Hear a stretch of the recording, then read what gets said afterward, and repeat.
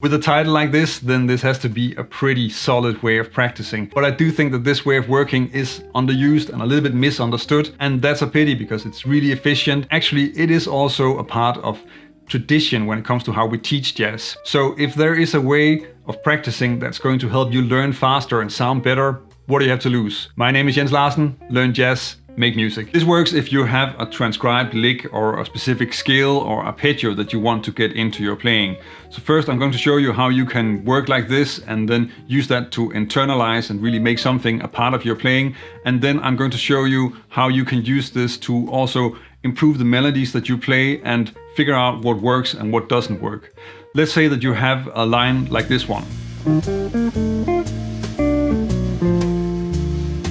So I guess this is a Wes or Grant Green inspired line, not too complicated, not completely full. If you're working on getting a phrase like this into your playing, then usually the first thing you want to do is probably just to practice playing it in different keys, different positions, maybe different string sets. And then start playing it on a song so that you can hear how it works in context where it's supposed to be used.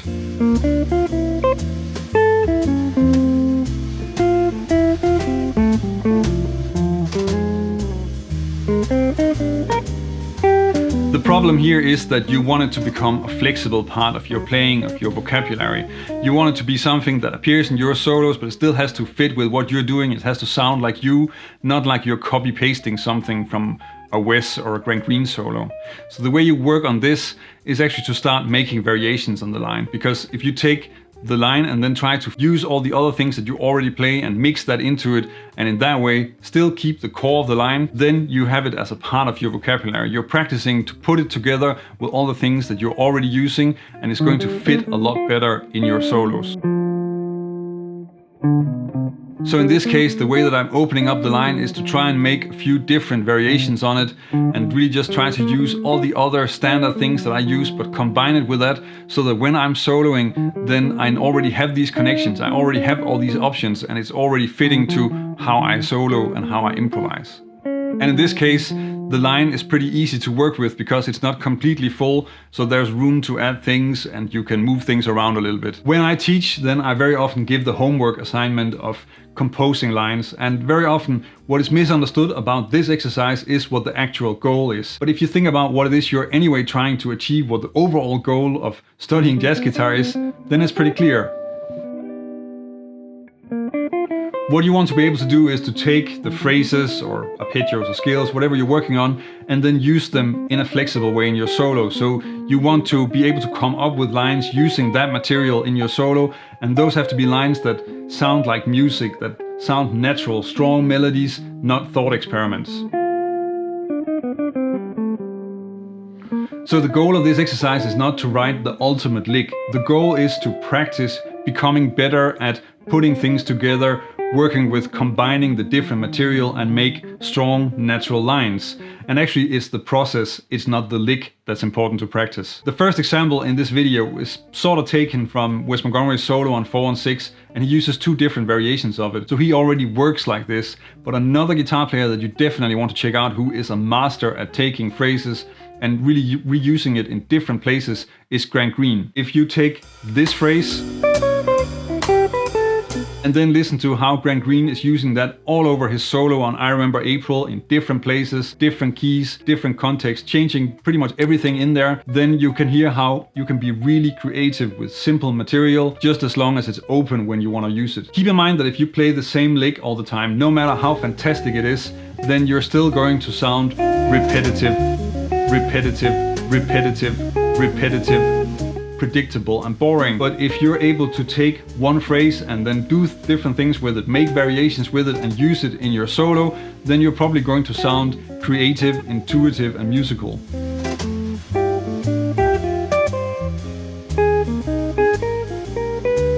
When I'm talking about how composing lines is really a part of jazz education tradition, then I'm mostly referring to Barry Harris, because if you've been to one of his masterclasses, then he's really showing you how to take sort of the basic building blocks that are available and then put those together to create great solos. And he actually composes entire choruses in a masterclass, and you get an idea about how the things fit together, how they work, how you should use them, where you can use what, and many other really useful things that are of course a part of learning that language. Come down chromatic to the tonic of the B flat. Be-da-ba-do-dee-doo-da-dee-da. And I want you to say fast. Of course, when you're studying with Barry, then you're also relying on his melodic ear, his knowledge and his experience, because he can tell you, well, Parker would play it like this and Bud Powell would play it like this. But in that way, you just get more options, you get more ideas of how things work, and you get to figure a lot of this out by ear, which is also extremely good ear training. If you can't ask him, then it's probably better to rely on transcriptions. So find the examples that sound the way that you want them to sound, and then start with those and try to use those in your own playing, transfer them to your solos, compose them, use them on other chords, and really get the most out of it so that they really become a part of your playing. Starting from scratch with just a chord, a scale and an arpeggio is actually going to be pretty difficult. It's very difficult if you don't know how it's supposed to sound to get it to sound like jazz, because the scale and the arpeggios, that's used in all kinds of music. It's not specific to jazz. So you need to play certain types of melodies, have certain types of phrasing rules in place to get it to sound the right way. That's why we need either a Barry Harris or a transcription. When you're using composition in this way, then you're really listening to what you're playing, and then you can also judge if it's actually how you want it to sound, and you have time to go back and fix it, change it, figure out how it gets to sound right, how you can improve on it, and you don't have to wait for the next chorus where this chord progression comes again and you've probably forgotten what it was you were trying to fix because you've been playing an entire chorus in between. So you give yourself the time to really listen to what you're playing, and then also to start improving on that so that you can figure out exactly what shape the melody has to have, how you want to play it, how you want to phrase it, if you want to add embellishments. And this is really a way of improving a lot of things so that your solos start to sound a lot better. You can work on a lot of things that are very difficult to improve if you're only working in time with the song.